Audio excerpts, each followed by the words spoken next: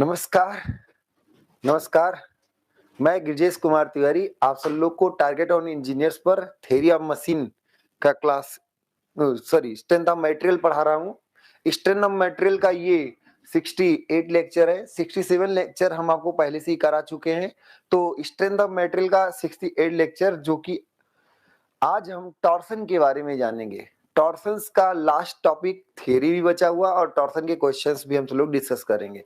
तो previous class में हम सब लोगों ने टॉर्सन्स की थ्योरी को कंप्लीट कर लिया है। टॉर्सन में एंगल ऑफ ट्विस्ट क्या होता है, what is shear angle, what is angle of twist, what is the relationship between shear angle and angle of twist, we have already discussed okay in previous lectures.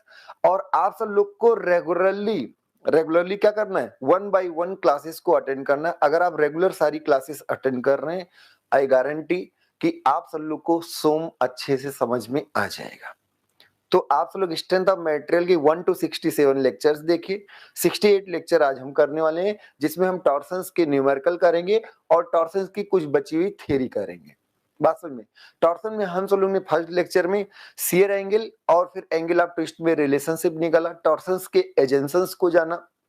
ठीक है, phi equal to theta R by L, हम sorry theta L by theta R by L, phi equal to theta R by L हम सब लोग ने arc को equate करके हम सब लोग ने निकाला था। Shear angle equal to angle of twist upon length into radius. Shear angle varies with respect to radius. Shear angle is constant for all distance at a particular radius. अगर L को fix कर ले और किसी एक particular radius पर बात कर किसी एक पर्टिकुलर रेडियस पर किसी भी लंबाई पर निकालें तो शियर एंगल आपका क्या रहेगा, कांस्टेंट रहेगा। पर एंगल ऑफ ट्विस्ट वेरी करेगा। तो एंगल ऑफ ट्विस्ट लेंथ पे वेरी करता है और शियर एंगल रेडियस पर वेरी करता है। शियर एंगल रेडियस के प्रोपोर्शनल था, टाउ हमने फाई के प्रोपोर्शनल किया, तो यहां से हमें शियर स्ट्रेस का वेरिएशन ड्यू टू टॉर्सन पता चल गया। ठीक है, the variation of shear stress due to torsion is linear with respect to radius. Radius के सापेक्ष शियर स्ट्रेस जो होता है वो लीनियरली वेरी कर रहा होता है। ठीक है, तो अब हम सब लोग आज की क्लास में क्या क्या बातें होंगी, तो उसी में हम सब लोगों ने टॉर्सन फार्मूला पढ़ा। What is torsion formula? Torsion formula is tau by R equal to T by J equal to G theta by L. Tau is the stress at any radius R, tau is the stress at any radius R, T is the applied torque और equilibrium torque, resistive torque. In case of equilibrium, the applied torque and resistive torque both are equal.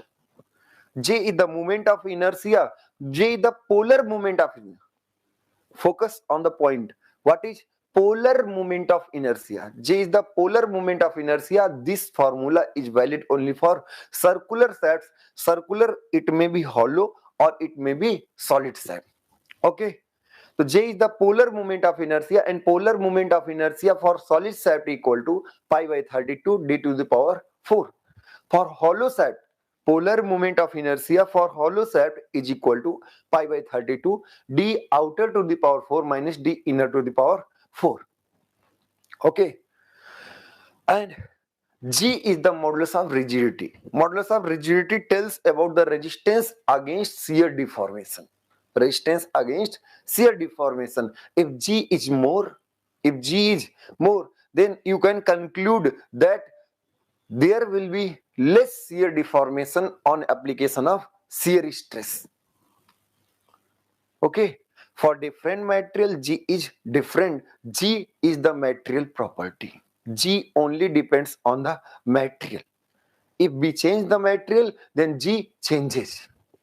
Okay, so G only depends upon the material while J depends upon the J means polar moment of inertia depends upon the geometrical property of the material, the size of the material. Okay, theta is the angle of twist and L is the length of the member.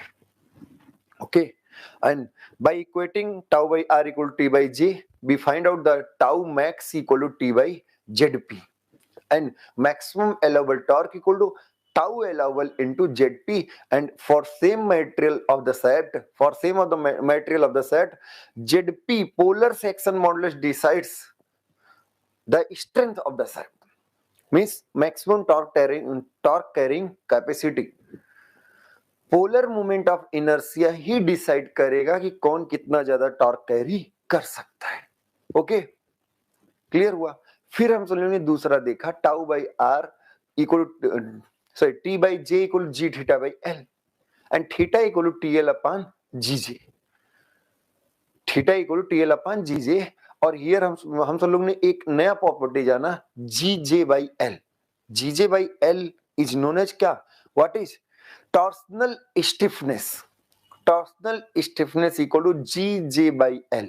G the material property, J and L is geometrical property or size of the material. Then torsional stiffness is not the material property. Stiffness is the property of material as well as dimension of the material. For the fixed dimension torsion, any stiffness, torsional, flexural or axial, all stiffness are constant. So for given size, stiffness is the property of material, but if we change the size of the material, stiffness changes. And if we take L equal to 1, if we take length equal to 1 meter unit, for unit length, stiffness equal to Gj equal to rigidity of the material. So Gj is the torsional rigidity. Then next topic is connection of shafts. In series connection, we have added one shaft to another shaft by different dimensions, different material. In series connection, if only end torque is present, only torque is applied at the free end or one end of the shaft, then we can say what we can say. We can say torque is equal for all part of the shaft. Torque is equal for all part of the shaft. In series connection, if only one torque is present at the free end or one end of the shaft, then torque is equal for all part of the shaft, and total angular twist is the summation of individual parts of the angular twists. Okay, तो हम लोगों ने series connection में क्या पाया? Series connection में ये पाया कि अगर फ्री एंड पर एक टॉर्क लगाया जाए, तो सीरीज कनेक्शन में हर एक में टॉर्क सेम होगा, हर एक पार्ट में टॉर्क सेम होगा, और जो टोटल एंगुलर ट्विस्ट होगा इंडिविजुअल एंगुलर ट्विस्ट के योग के बराबर होगा. बात समझ में आ रही? अगर आपका इंटरमीडिएट जंक्शंस पर या इंटरमीडिएट टॉर्क्स प्रेजेंट है, तो आपको torque diagram, twisting moment diagram बनाना पड़ेगा. TMD diagram. TMD, what is it? TMD. So twisting moment diagram represents the individual torques of the different section of the shaft. हम सब लोग हॉरिजॉन्टल एक्सिस पर क्या लेते हैं? लेंथ. हॉरिजॉन्टल एक्सिस पर हम सब लोग क्या लेंगे? Length of the shaft, and vertical axis पर ट्विस्टिंग मोमेंट लेंगे. और उसमें हम सब लोग किसी भी सेक्शन में, एनी सेक्शन पर अगर आप नेट ट्विस्टिंग मोमेंट कैलकुलेट करना चाहते हैं, तो आइदर लेफ्ट साइड और राइट साइड आप क्या करेंगे? एक पर्टिकुलर नियमानुसार, एक पर्टिकुलर रूल से आप नेट टॉर्क निकालेंगे. What is the particular rule? Sign convention. If torque is toward the section, then we will take positive. कोई भी टॉर्क राइट हैंड रूल से हम सब लोग देखेंगे, अंगूठा टुवर्ड द सेक्शन होगा, थंब आपका क्या होगा? टुवर्ड द सेक्शन होगा, तो हम सब लोग पॉजिटिव लेंगे. अवे फ्रॉम द सेक्शन होगा तो क्या लेंगे? निगेटिव लेंगे. Okay, away from the section के लिए क्या लेंगे? निगेटिव लेंगे. ओके, तो उसके हिसाब से हम लोग टॉर्क बनाएंगे. नेक्स्ट आपका इसी में देखें तो आपका parallel connection of the shaft, इसी को हम कंपोजिट शाफ्ट भी कहते हैं, पैरेलल कनेक्शन. अब इसमें अगर हम ध्यान से देखें तो दो शाफ्ट है. There are two shafts combined one over to another. एक के ऊपर दूसरा. ये आपका अंदर वाला है 2 और उसके बाहर वाला दूसरा 1 है. This is 1. The inside diameter of the 1 equal to the outside diameter of the 2, means 2 is solid. Here 2 is solid. 1 आपका hollow shaft है, 1 आपका क्या है, hollow shaft, एंड 2 आपका जो है वो solid shaft है, solid shaft, और ये क्या है, कोर में solid, और वो भी क्या, कोर। अब यहां पर हम ये कंक्लूड कर सकते हैं कि ये डायमीटर क्या है, आउटसाइड डायमीटर ऑफ द 1। तो आपका आउटसाइड डायमीटर 1 के लिए 2 डायमीटर्स होंगे, एक आउटसाइड और एक इनसाइड। ये आपका 1 और 2 के लिए एक ही डायमीटर होगा, वो भी इनसाइड डायमीटर के ही बराबर। अगर हम पोलर मोमेंट ऑफ इनर्शिया लिखें तो polar, we can write polar moment of inertia for 1 is the hollow shaft, then pi by 32 d outside to the power 4 minus d inside to the power 4. The polar moment of inertia for 2, it is a solid set, pi by 32, and the diameter of the set 2 is equal to the inside diameter of set 1, okay. In parallel connection, if we apply a torque T, हमने एक torque T apply किया, जब आप torque T apply करेंगे तो कुछ torque आपका क्या होगा, 1 रेजिस्ट करेगा और कुछ आपका क्या करेगा, 2 रेजिस्ट करेगा, कुछ आपका 1 रेजिस्ट करेगा, कुछ 2। तो ये यहां पर हम लिख सकते हैं कि T equal to T1 plus T2, 1 और 2 मिलके T को रेजिस्ट करेंगे, कुछ आपका 1 और कुछ 2। पहली बात तो ये। दूसरी, जहां जंक्शन है, जहां पर क्या है, जंक्शन है, जहां पर दोनों मिल रहे हैं, अगर कोई एक पॉइंट हम लें तो 1 और 2 में दोनों में उसका एंगल ऑफ ट्विस्ट क्या होगा, सेम। तो यहां से हम कह सकते हैं θ1 इक्वल टू θ2, जहां पर एट जंक्शन। और आपको ये क्लियर होना चाहिए कि आपका थीटा जो है, आपका जो थीटा है ये रेडियस पर डिपेंड ही नहीं करता, theta does not depends upon the radius. तो थीटा जो आपका है वो रेडियस पर डिपेंड ही नहीं करता। बात समझ में आ रही? तो हम यहां से लिख सकते हैं T1 length is same, T1 and length is same for all, तो T1 L upon G1 and J1। हाँ, J1 we know the J1, okay, and equal to T2 L upon G2 J2, and we know the J2. If materials are same, then G1 equal to G2. If material are same, then G1 equal to D2. तो parallel connection में एक बात निकल के आती है कि parallel connection में नेट टॉर्क इंडिविजुअल टॉर्क के समेशन के बराबर होता है। In case of parallel connection, in case of composite shafts, the net torque or net applied torque is distributed in equally, not equally, is distributed in all the shaft. T1 and T2 may be equal or may not be equal, and I think if materials are same, then T1 T2 may, 100% will not be equal. 100% will not be equal. Okay.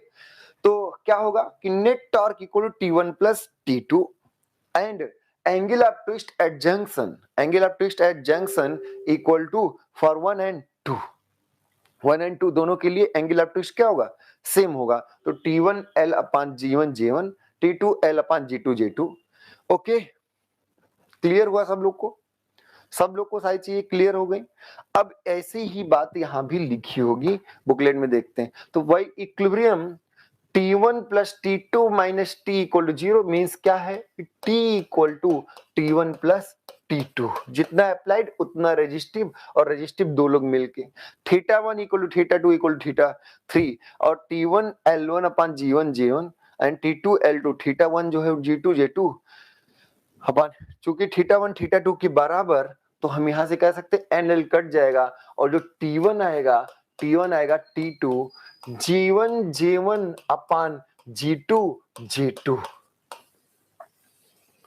और हम अगर इसको put कर दें पहले वाली equation में, तो जब पुट कर देंगे T1 का मान, तो यहां से T2 जो निकल आएगा, T2 इक्वल टू आएगा जिसका, T तो रहे, जिसका चाहिए उसका अपान सबका, G1 J1 plus G2 J2।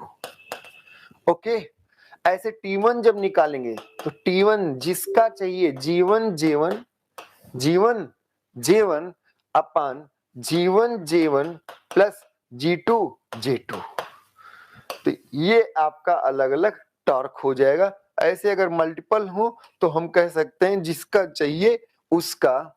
जैसे कोई पूछे कि टी आई चाहिए, तो आप कहोगे कि टी टाइम्स ऑफ जी आई कोई भी और जे आई अपान समेसन जी आई जे आई सबका समेसन, कहां से कहां तक, आई इक्वल टू 1 टू जितने भी हों। अब जितने एन सेप्ट है मान लो तो एन तक। सिंपल ही क्या कह रहा है कि जैसे हमें 1 का चाहिए तो 1 G1 J1, और यहां पर G1 J1 नहीं, 1 से लेकर n तक सबका समेशन, 1 से लेकर n सेट अगर है, n कंपोजिट सेट्स है तो n का सबका summation.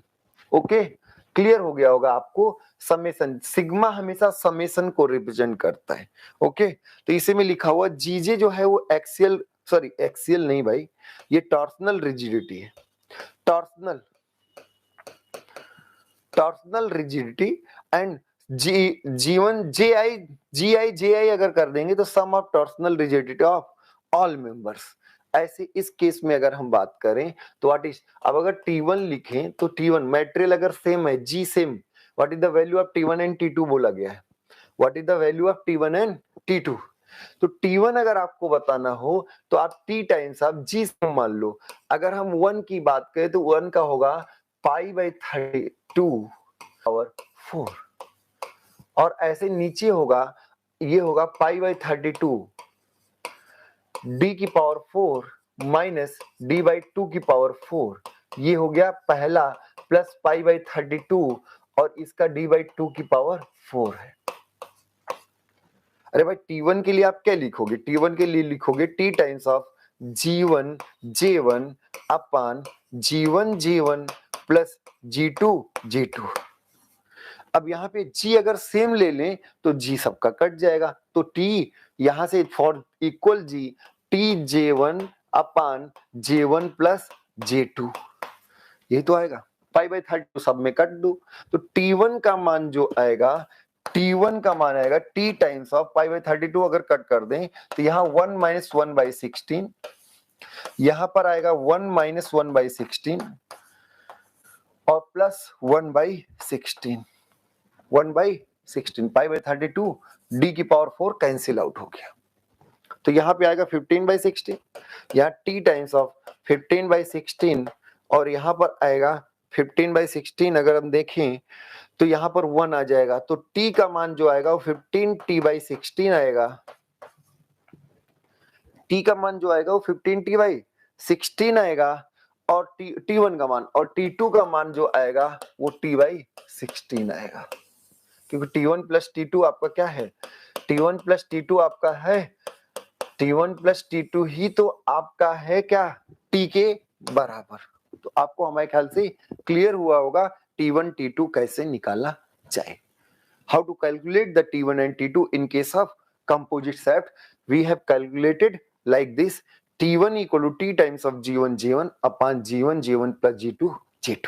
Okay. Next we will discuss all the questions of this chapter. ठीक है, आप सब लोग पहले से सॉल्व किए रहेंगे तो बेहतर रहेगा, पर हाँ हम सब लोग 1 by 1 सारे क्वेश्चंस डिस्कस करेंगे। The outside diameter of hollow shaft is twice of its inside diameter. तो एक हॉलो शाफ्ट है और हॉलो शाफ्ट में आपने बोला कि आउटसाइड जो है ये है और इनसाइड जो है डी आई है, और आउटसाइड डायमीटर जो है वो twice of the inside diameter, ये कंडीशनली बोल रहा है। The ratio of its torque carrying capacity to that of, अब इसका क्या बताना है, torque carrying capacity to that of solid set of the same material and same outside diameter एक हॉलो है और जो सॉलिड है उसका डायमीटर जो है वो डी आउटसाइड के बराबर है। हमें क्या बताना है, the ratio of torque carrying capacity to that of solid shaft to the same material and same outside diameter. तो हमें यहाँ पर बताना है torque carrying capacity of the hollow to the torque carrying capacity of the solid. The ratio of torque carrying capacity to that of its solid set. अब यहाँ पे कोई टेंशन नहीं है, टाउ ये क्या होगा, torque carrying capacity of the set, torque carrying capacity of the set is the क्या होगा, product of tau allowable and polar section modulus. ठीक है, same diameter material is same, then tau allowable is same, only the point is ZHP, polar section modulus of hollow and solid, polar section modulus of solid, and this is equal to pi by 32 d outside to the power 4 minus d inside, and d inside is equal to d outside by 2 की power 4 upon pi by 32, and for same outside diameter equal to 4, then we can say that 1 minus 1 by 16, and this is equal to 15 by 16. This is equal to 15 by 16. Only अब आप इसको पहले भी जानते थे, अगर आपको फॉर्मूला याद हो तो हमने सेम डायमीटर के केस में torque carrying capacity of hollow to the solid equal to 1 minus K to the power 4 बताया है, और हियर k इक्वल टू 1/2। तो आप ऐसे इजीली भी कह सकते थे 1/2 के, अगर फॉर्मूला याद हो तो आपको ये 15/16 मिल जाएगा। डायरेक्टली आप इसको कैलकुलेट कर सकते थे अगर आप थ्योरी रेगुलर अटेंड कर रहे होंगे तो क्यों होंगे, नहीं थ्योरी किए हैं तब भी कोई दिक्कत नहीं है, बेसिक से आप चलें तो 15/16 कुछ नहीं, torque carrying capacity tau allowable into ZP, but tau allowable is same for both because material is same for both side. तो मटेरियल बोथ साइड के लिए सेम है, तो इसलिए हम सब लोग कह सकते हैं कि tau allowable is same, then ZHP upon ZSP आप निकाल लिए, इजीली कैलकुलेट हो गया। Next question, next, the diameter of shaft A is twice the diameter of set B. Diameter of set A is twice of the diameter of set B. Is twice of the diameter of set, and both are made of same material. Both are made of same material. Assuming both shaft rotate at the same speed, दोनों का speed क्या है, same है, NA equal to NB, and हम सब लोग यहाँ ये भी कह सकते हैं tau allowable for A equal to tau allowable for B, same, because here it is mentioned that the both shafts are made of same material. Assuming both shafts rotate at the same speed, okay, then maximum power transmitted by B, तो maximum power transmitted, power of B as compared to power of A, यही बताना, and power equal to TB upon TA and NA, चूंकि since speed is same for both, actually power is the product of torque and angular velocity. Power is the product of torque and angular velocity. Since angular velocity is same for both, then we can see the ratio of power is equal to the ratio of torque equal to the tau allowable. Since tau allowable is also same, then we can say the polar section modulus upon polar section modulus of A, and polar section modulus of B equal to pi by 32 dB की power 4, dB to the power 4, and this is equal to pi by 32 dA to the power 4. Then here the dA equal to twice of dV, then we can say that it is equal to 1/16. It is equal to sorry ZP. This is the polar section modulus, not the polar moment of inertia. This is the polar section modulus, and polar section modulus equal to pi by 16 dB cube, pi by 16 dB cube, and pi by 16 dA cube, not to the power 4. It is the polar section modulus, not polar moment of inertia. It is the polar section modulus, not the polar moment of inertia. So we can say that dB upon 1/8. the power transmitted by B is 1/8 of A. PB equal to power transmitted by B equal to 1/8 of PA. So we can say that 1/8 of A. Okay, next question. The diameter of shaft is increased from 30 to 60. 30 to 60 diameter को हमने 30 to 60 कर दिया.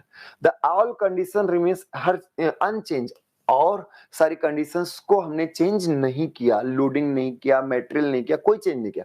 How many times is torque carrying capacity increase? तो torque carrying capacity equal to tau allowable into Z P.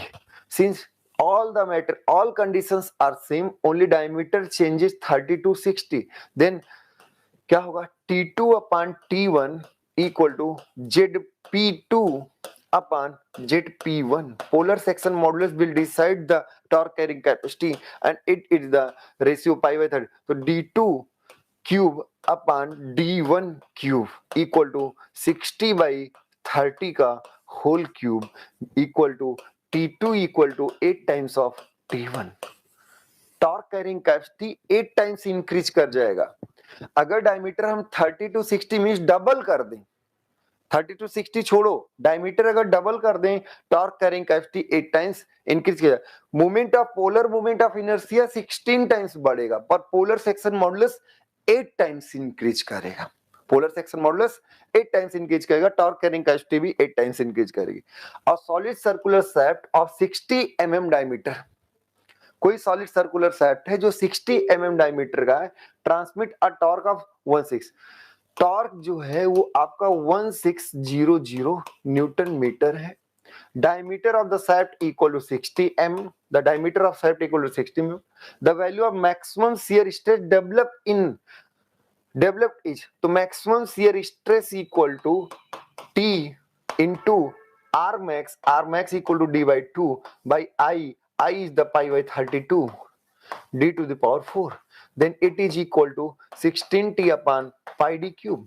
16t upon pi d cube. Then tau max equal to 16t. What is the value of t? 1600 and pi 1600 and 10 to the power 4, 10 to the power 3. Then this is equal to Newton mm and pi 60 cube. Pi 60 cube. This is mm cube. Then we can say tau max equal to 16 into 1600 into 1000 upon pi into 3600 into 60 mega pascal. Newton per mm square is also known as mega pascal. Then what is the value? Sun. Okay.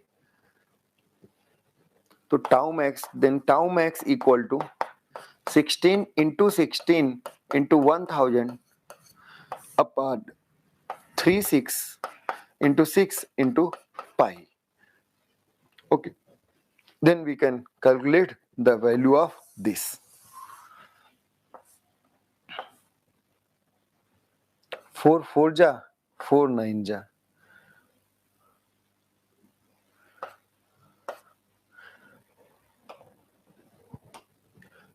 2 8 ja, 2 3 ja. Then 32000 32,000 बटे 27 पाई mega pascal. 27,81 और 32,000 में 81 से भाग करेंगे, 8 चौक 32, 37 जाएगा, 37.72. आप calculate कर लीजिए 37.72. अरे भाई इसको आप 3.14 मानेंगे तो 80 प्लस ही आएगा, और 4 टाइम्स जाएगा ही नहीं, 3 टाइम्स ही जाएगा, तो 37.72 कैलकुलेट कर लीजिए.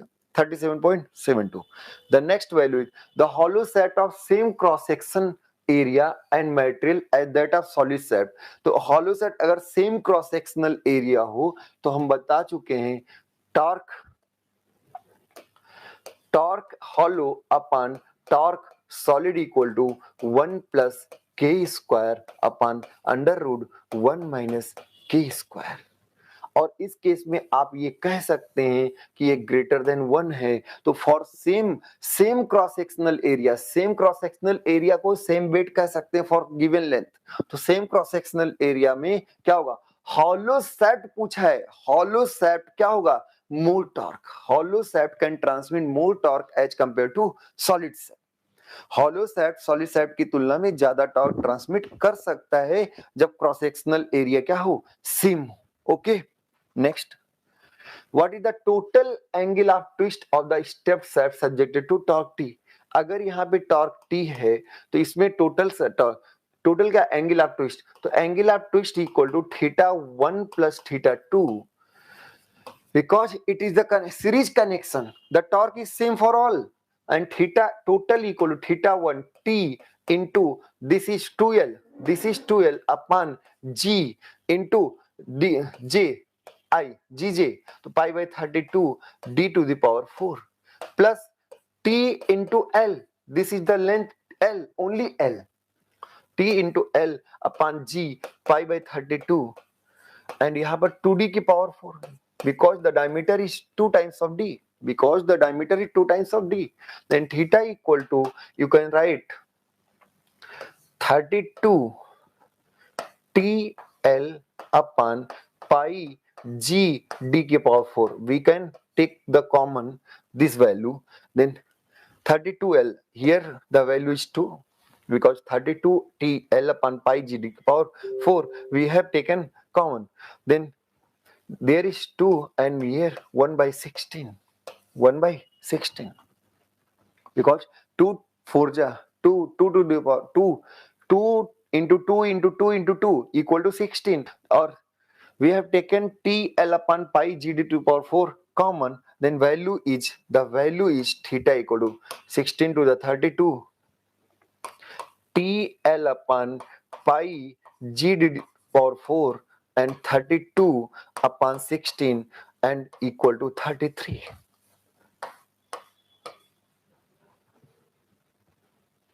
Okay, 33 to the 66. The value is net angular twist equal to 66 TL upon pi g d to the power 4.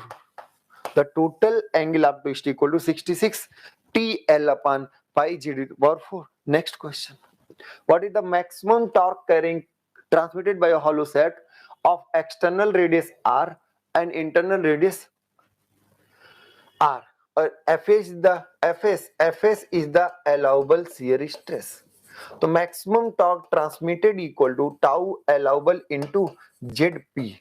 Maximum torque transmitted equal to tau allowable into Z. What is the value of Zp? The Zp is the pi by 32 and 2 r to the power 4 d outside to the power 4 minus 2 small r to the power 4 and divided by r. Zp and the value is capital R.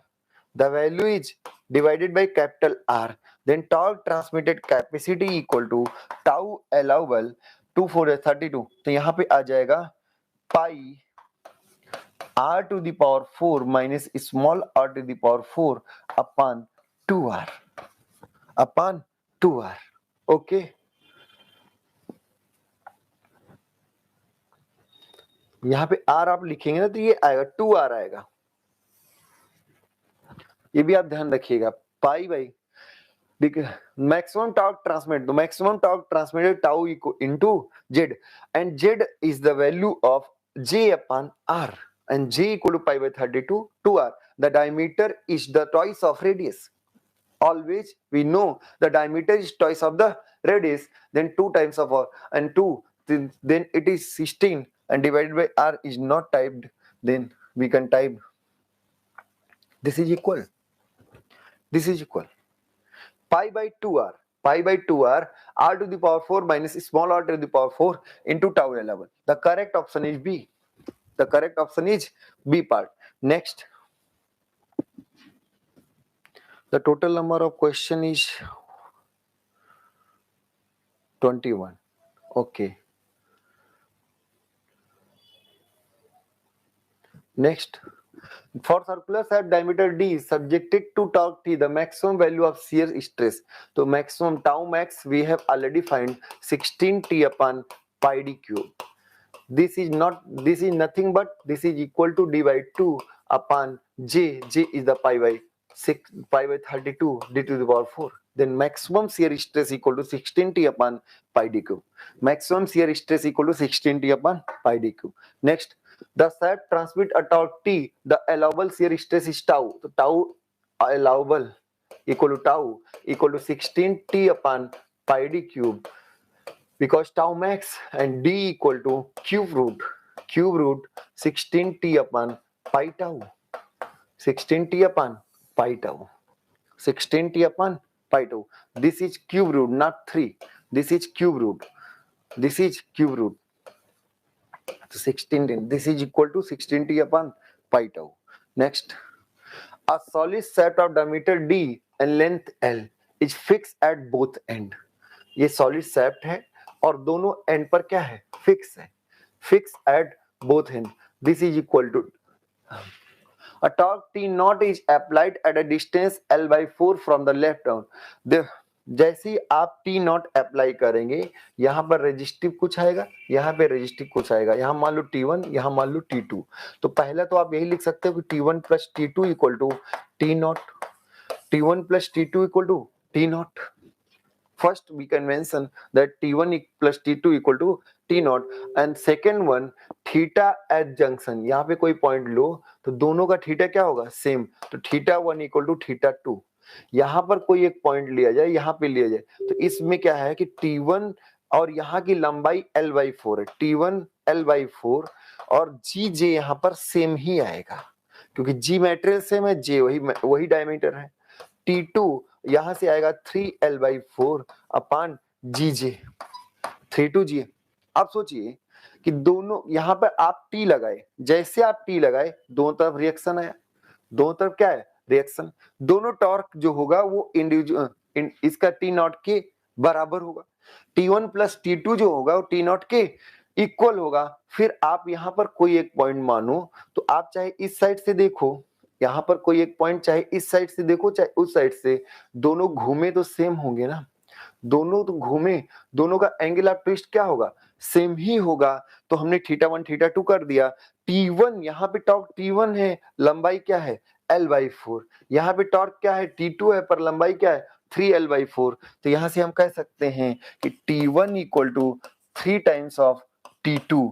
और जब ये आप रखेंगे उसमें, तो यहाँ से आएगा T1 का मान जो आ जाएगा वो 3T0/4 आएगा, और T2 का मान आएगा T0/4. तो ये आपको पता चला, पर ये क्वेश्चन ही नहीं पूछा है. क्वेश्चन पूछा है कि टॉर्क नहीं बताना. आपसे अगर पूछा जाए कि इस लेंथ में टॉर्क क्या है, तो इस लेंथ में टॉर्क आपको पता है, कोई दिक्कत नहीं है. इस पूरी लेंथ में टॉर्क क्या है? इस पूरी लेंथ में टॉर्क है 3T0/4. इस पूरी लेंथ में टॉर्क क्या है? T0/4. Then maximum shear stress in the shaft. तो मैक्सिमम शियर स्ट्रेस जो होगा वो इस जोन में होगा, क्योंकि टॉर्क इसमें मैक्सिमम है. और maximum shear stress tau max जो होगा वो 16T, लेकिन यहाँ T जो है वो 3T0/4 है. यहाँ T जो है 3T0/4 और पाई डी क्यूब. तो टाउ मैक्स जो आएगा वो आपका क्या आएगा? 12T0 upon pi d cube, because here the applied torque is T0, but the resistive torque or torque in individual shaft is different, and the maximum torque occurs in this region, and this region the maximum torque is 3T0/4. Then we have taken the 3T0/4, not this, because out of these two, T0/4 and 3T0/4, 3T0/4 is maximum. 3T0/4 is maximum. Then 16 into 3T0/4 pi d cube, and 4 जा 4 3 जा equal to 12 आ गया. Okay, 12T0/pi d cube. 12T0/pi d cube. Next, the variation of shear stress with respect to radius. तो radius के सापेक्ष में tau proportional to क्या आता है? R. सर्कुलर शैफ्ट है, तो सर्कुलर शैफ्ट में जो वेरिएशन होगा वो क्या होगा? वो स्ट्रेट लाइन होगा. सर्कुलर शैफ्ट में वेरिएशन जो होगा वो क्या होगा? Straight line. वो आपका वेरिएशन क्या होगा? Straight line. ये वेरिएशन आपका स्ट्रेट लाइन होगा. नेक्स्ट, टॉर्सनल रिजिडिटी, अगर कोई आपसे टॉर्सनल रिजिडिटी पूछे तो टॉर्सनल रिजिडिटी सर बहुत आसान है, it is very easy. Torsional rigidity, torsional rigidity equal to the product of G into J, the product of G and J. It is the product of polar moment of inertia and modulus of elasticity, no, modulus of rigidity, modulus, no, polar moment of inertia and modulus of rigidity. It is the product of polar moment of inertia and modulus of rigidity. The shaft was initially subjected to bending moment. जो SAP था वो initially क्या कर रहा था, bending moment लग रहा था, मान लो bending moment m, then it was subjected to a torsion. इसके बाद इसको हमने एक टॉर्सन से सब्जेक्ट कर दिया, ऐसे टॉर्सन लगा दिया, ये बेंडिंग मोमेंट और torsion. It is found to the same as, देखिए, if the magnitude of bending moment is found to say as the torque, तो यहाँ पे जो मैग्नीट्यूड ऑफ बेंडिंग मोमेंट है वो टॉर्क के बराबर है। The magnitude of bending moment is found to be same as that of torque. This means if bending moment is applied at 10 Newton meter, then torque is also applied 10 Newton meter. Torque is also applied 10 Newton meter. The ratio of maximum bending stress to shear stress, maximum shear stress, तो maximum bending stress to maximum shear stress, maximum bending stress to maximum shear stress and maximum bending stress equal to क्या होगा, 32 m upon pi d cube, 32 m upon pi D cube, और tau max जो होगा 16t upon pi D cube. Then we can say the maximum bending stress equal to upon maximum shear stress equal to होगा 3m upon t, and if m equal sorry 2m upon t, 2m upon t, the value is 2m upon t, and पूछा क्या, the ratio of maximum bending stress, तो maximum bending stress because m equal to t, since m equal to t, since m equal to t, then we can say sigma max upon tau max equal to 2. If we ask tau max upon sigma max, then the value will be 0.5, but here sigma max upon tau max and sigma max upon tau max equal to 2. Next, a shaft can safely transmit 90 kilowatt while rotating at given speed. Safely transmit 90 kilowatt किसी given speed पर. If the shaft is replaced by shaft diameter double to previous one and rotated half of the speed, and power equal to torque into omega. Okay. अब next, if the shaft is replaced, दो shaft है, एक shaft ये है और दूसरा shaft आगे देखते हैं P2, ये क्वेश्चन मार्क है, ये पूछा नहीं गया। If the shaft is replaced by shaft of diameter double, जो 2 वाला है, जो D2 है वो 2 times of D1 diameter है, diameter of double of previous one and rotated है half of the speed, N2 जो है वो N1 by 2 है, N2 या ओमेगा 2 इसी को बोल सकते हैं, half of the previous. The power can be transmitted by new shaft, तो power by new shaft P2 upon P1, P2 upon P1 equal to T2 omega 2 upon T1 omega 1. Then P2 upon P1, P2 upon P1, T2 omega 2 upon T1 omega 1 and T2 omega 2. तो T2 omega 2 is the tau allowable into Z. तो finally हम लिख सकते हैं ZP2 upon ZP1 because tau allowable is same and omega 2 upon omega 1 and Z is proportional to D cube. तो हम यहाँ पे फाइनली लिख सकते हैं D2 cube upon D1 cube into N2 upon N1 and D2 is the twice cube into N2 is the half. Then P2 upon P1, P2 upon P1 equal to 4. P2 upon P1 equal to 4. Then P2 equal to 360 kilowatt. The new shaft can transmit 360 kilowatt safely. First हम सब लोग ने क्या किया कि दूसरे वाले में आपको पावर निकालना है कि दूसरा कितना सेफली पावर ट्रांसमिट कर सकता है। उस सिचुएशन में आपने क्या किया कि P2/P1 जो कि T2/T1 और मैक्सिमम टॉर्क जो ट्रांसमिट हो सकता है वो आपका टाउ अलाउबल इनटू जेड होता है। टाउ अलाउबल इनटू जेड होने के कारण तो ये आ गया Z2P/Z1P और कुल मिला के जेड जो है डायमीटर के क्यूब के प्रोपोर्शनल टू 2 क्यूब और यहाँ 1/2 तो कुल मिला के 4 और 9 4 जा 360 9 4 जा 360। A torque is 10 Newton meter is transmitted through a step shaft shown in the figure, ठीक है। The torsional stiffness of individual section, Mn का stiffness 2 है, 20 है और इसका 30 है और इसका 60 है रिस्पेक्टिवली। द एंगुलर डिफ्लेक्शन कोई दिक्कत नहीं। अगर एंगुलर डिफ्लेक्शन पूछे तो angular deflection delta net equal to क्या होगा, θ1 प्लस θ2 प्लस θ3।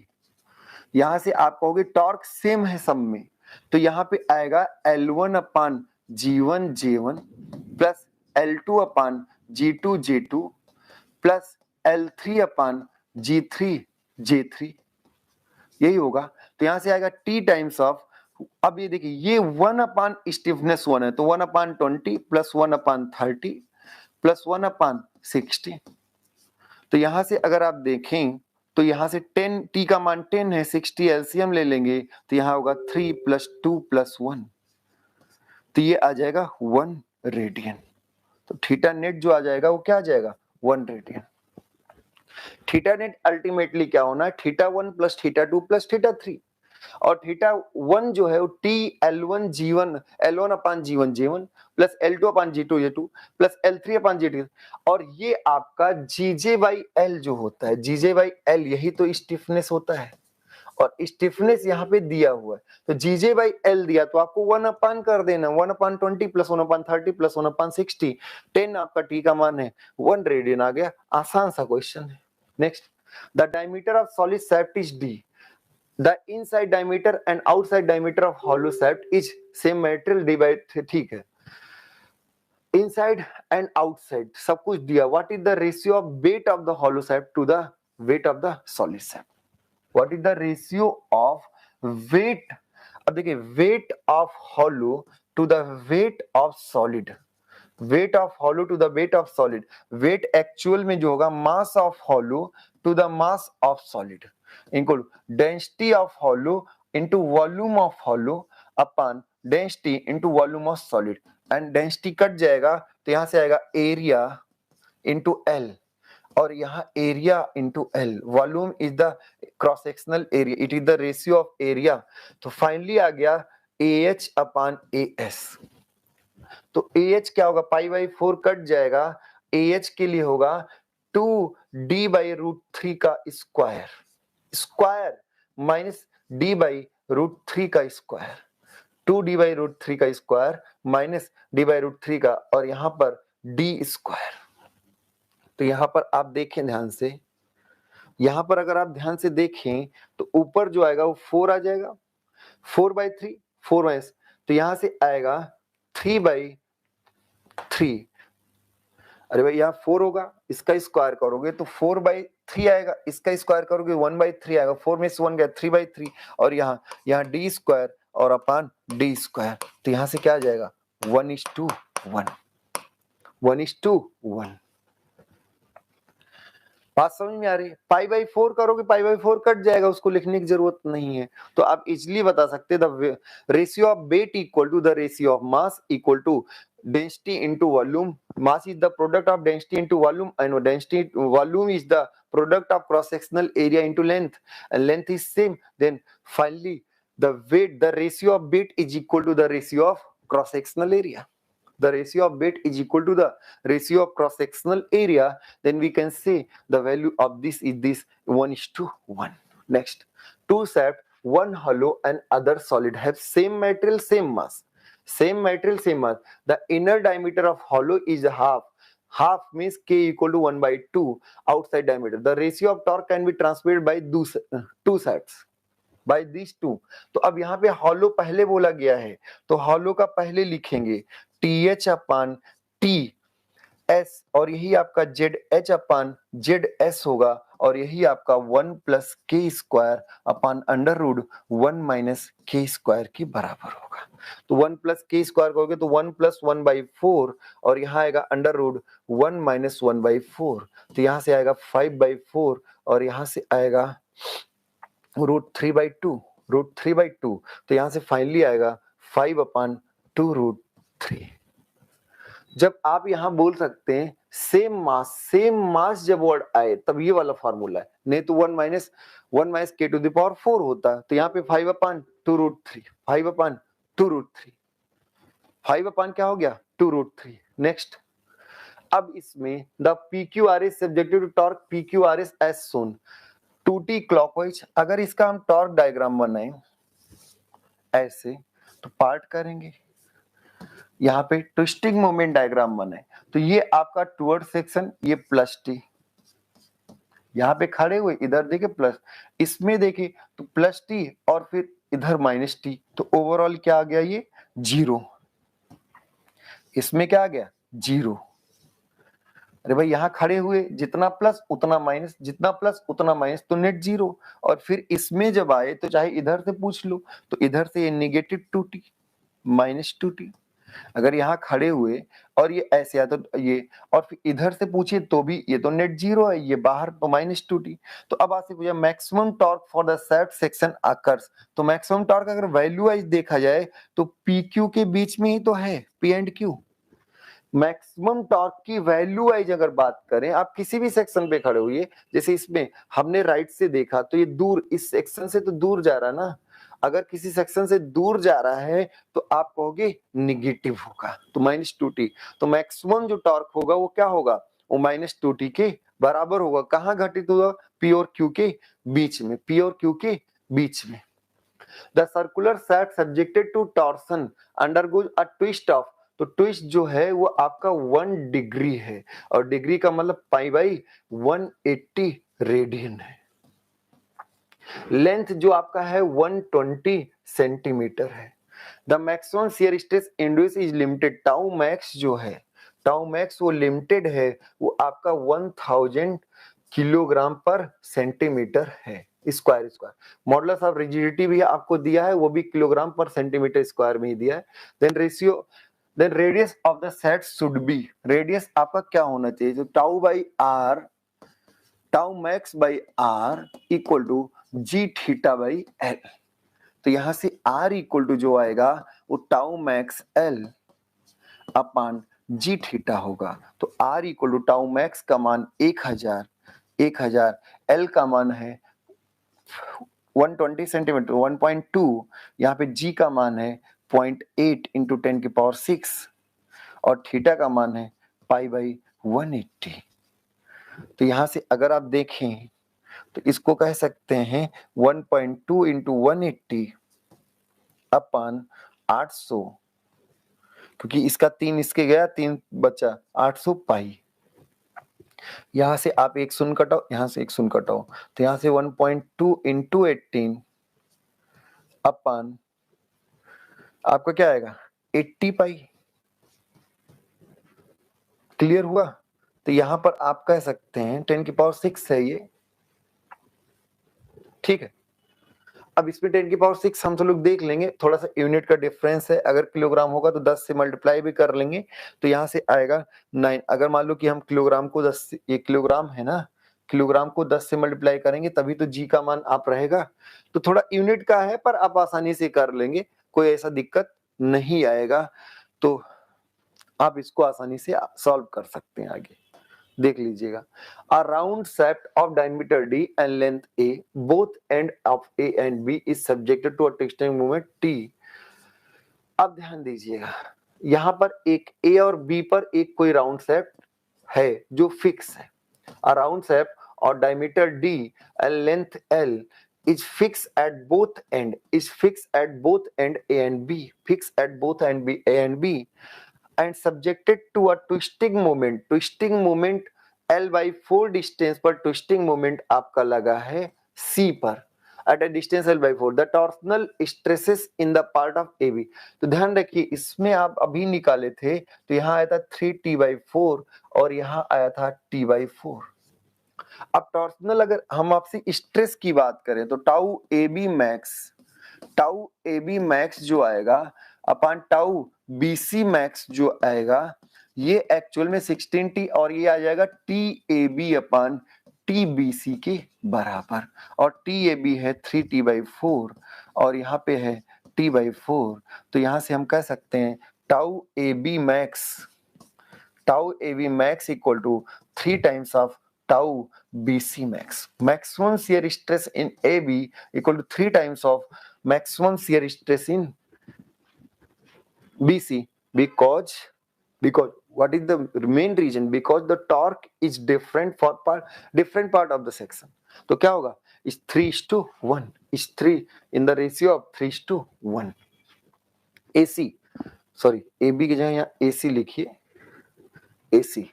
तो tau AC max equal to TAC upon TBC upon TBC and it's the ratio of 3:1. This is the last question, and maximum shear stress induced in a power transmitting shaft.